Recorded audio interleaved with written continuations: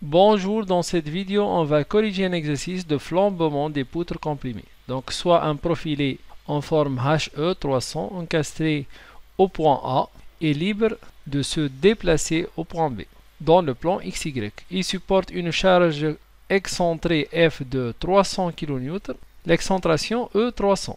On a les caractéristiques de profilé.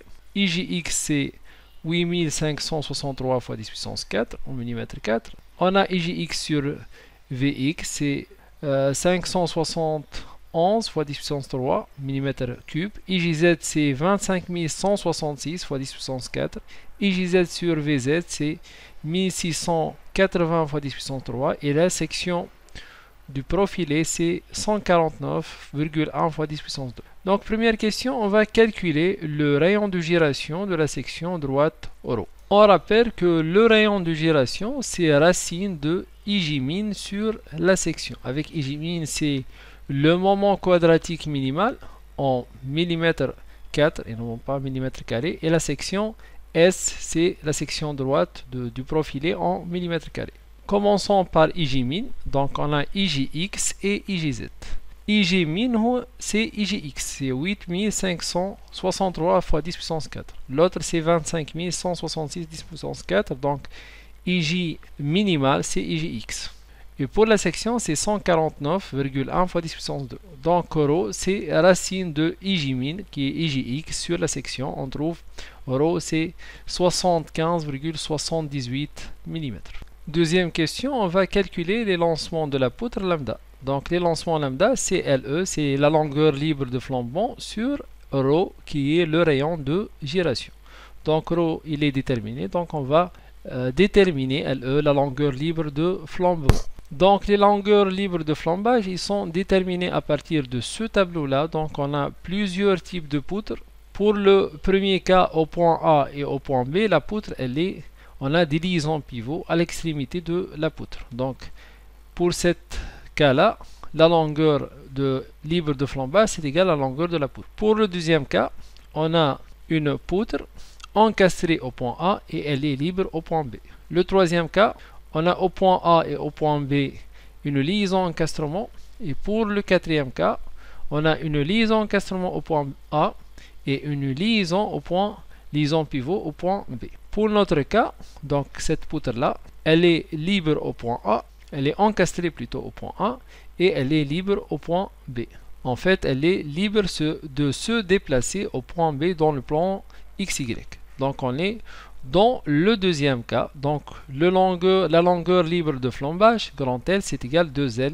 Avec petit l, c'est la longueur de la poutre. Voilà donc LE, la longueur libre de flambement, c'est égal à 2 fois la longueur de la poutre. Avec la longueur de la poutre, c'est égal à 4 mètres. Donc, application numérique, lambda, c'est égal à 2 fois L, 2 fois 4. Donc, la longueur doit être en millimètres et non pas en mètres. Donc, 4 mètres, c'est 4 fois 10 puissance 3 mm. Sur le rayon de gyration, c'est 75,78. On trouve lambda, c'est 105,56. Elle est sans unité. On passe maintenant à la question 3. Quelle est la charge maximale tolérable F admissible? Donc, on va utiliser le critère de résistance. En fait, selon la valeur de l'élancement de la poutre, la charge F limite ou la force admissible, F admissible, elle est donnée par l'une des trois relations pour les poutres en acier. Selon la valeur de l'élancement, lambda bien sûr. Si la poutre elle est courte, lambda inférieur à 20, donc on va utiliser la formule de compression simple. La force admissible c'est égal à RPC fois la section. Pour les poutres moyennes, lambda elle est entre 20 et 100. On utilise la formule expérimentale de Rankine. Et pour les poutres élancées, longues, lambda supérieur à 100, on utilise la formule de l'air. On rappelle que lambda trouvé c'est égal à 105,56. Donc on est dans le troisième cas pour lambda supérieur à 100. Donc on va utiliser la formule de l'air pour déterminer la force admissible. Donc la force admissible c'est égal à RPC, c'est la résistance pratique de compression fois la section sur 2 fois lambda sur lambda critique carré.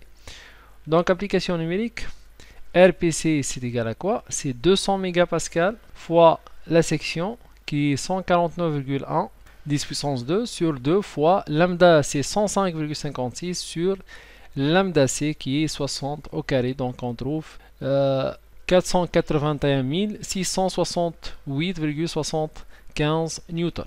Pour la quatrième question, on va calculer la charge critique de l'air FCR. Donc on rappelle que la charge critique c'est égal pi carré fois E fois IG sur LE, avec E c'est le module de Young, IG c'est le moment quadratique minimal, c'est IGX, avec LE c'est égal 2 fois la longueur, donc application numérique. Donc E c'est égal à quoi?